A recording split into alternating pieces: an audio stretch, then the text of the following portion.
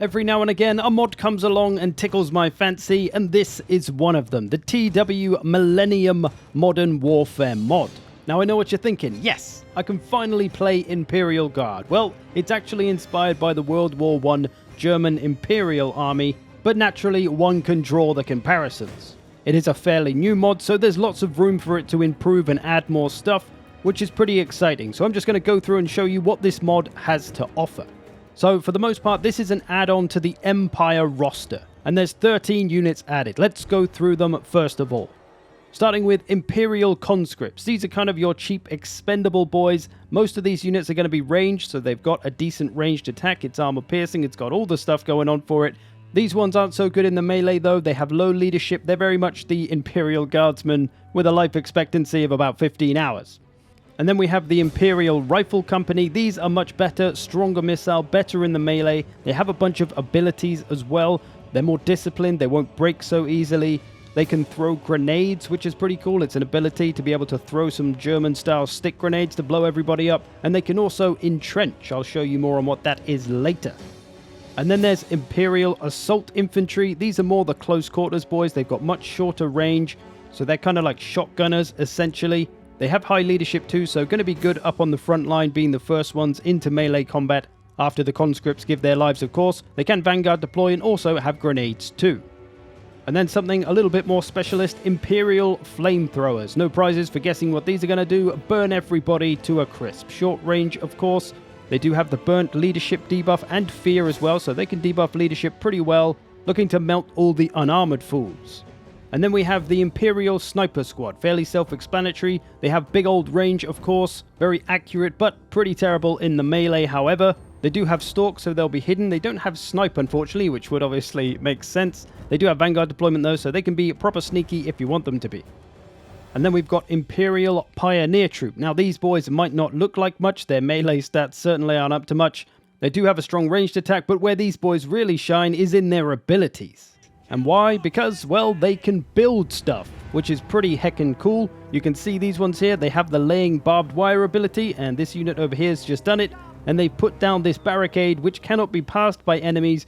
It says it's unbreakable and bracing, so it's kind of like it's classed as a unit, but I'm not sure if it can actually be broken by the enemies. Here's another one been placed, so you can literally put barricades wherever you want on the map, just like you could in Rome 2, like 10 years ago or whatever. So this really adds a fresh experience to the Total War series, being able to build stuff in the middle of land battles. Here we have a minefield, which these boys can lay down. You can see them just on the ground, these little circular disc things.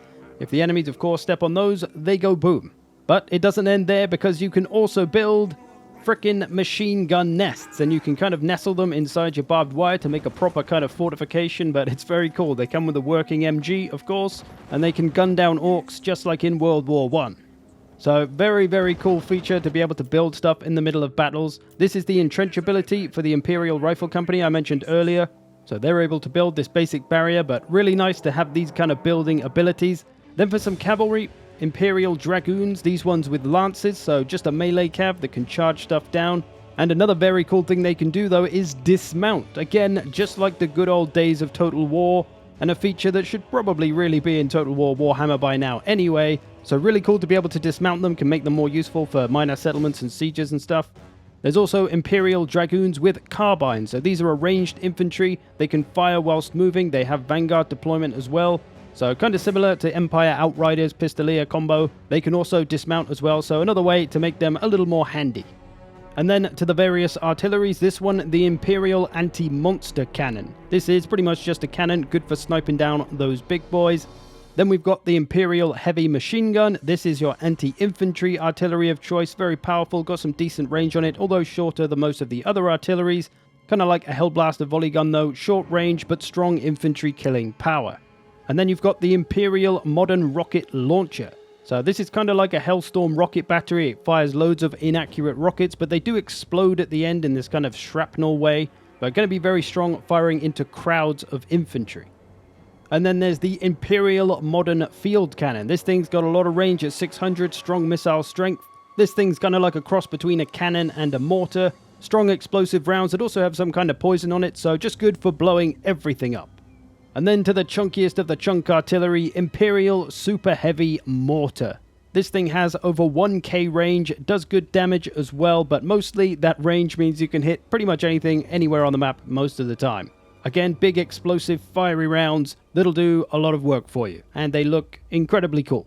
So that's all of the units that this mod currently adds, 13 in total, as I say. I'm sure there will be more. I'm sure there'll be some tanks and stuff to look forward to. There's no lords or heroes yet, but I'm sure they can do something interesting there too.